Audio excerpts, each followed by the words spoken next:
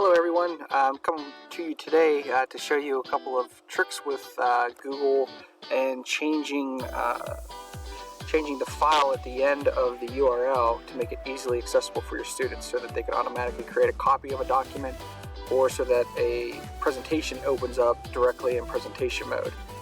So it's very simple to do, so I'm going to show you how to do that right now. So I have my document here. Let's say that this is my lesson plan that I'm using, the format that I'm using, and I want to share this with my students. So what I do, every document has a URL because it's cloud-based. Everything in Google is cloud-based. So there's going to be a URL to retrieve that document. So the last piece of the URL after the / where it says edit, you're going to click and highlight it all and delete it. And then what you're going to type in is present. Spell it right. And then copy the link, and you can embed the link in an email or in your Google Classroom. Let's just say that I have put it in this email here. I've already created one right here. And then I'm going to do the same thing. I'm going to show you how to create share a document so that it automatically opens up so that the student has to create a copy.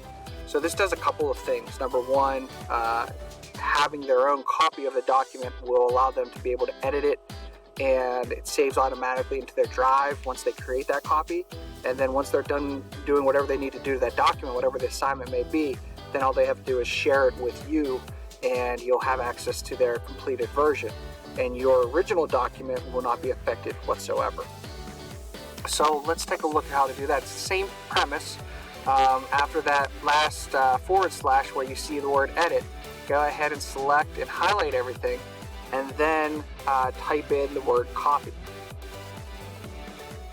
And then you can copy that entire link that's in your Omnibar and paste it into an email, and then you can send the email or embed it into your Google Classroom, whatever it may be. Hyperlink it to something, whatever. So once that's done, and I want to close out these originals so that there's no confusion. So once that's done, so this is the copy of the spreadsheet. So when I open this document, it's going to create it as a copy for my students. So I'll get this link, this page will pop up, and then it says click make a copy. So when I click make a copy, it creates a copy of my document, and then I can change it. Just a tip. What you may want to do is have your students write their first name and last name, and then what class, and then the teacher name.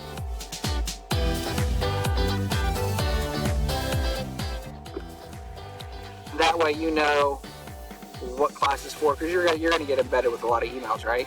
Notifications. This makes it a little easier for you if they save it under this type of extension.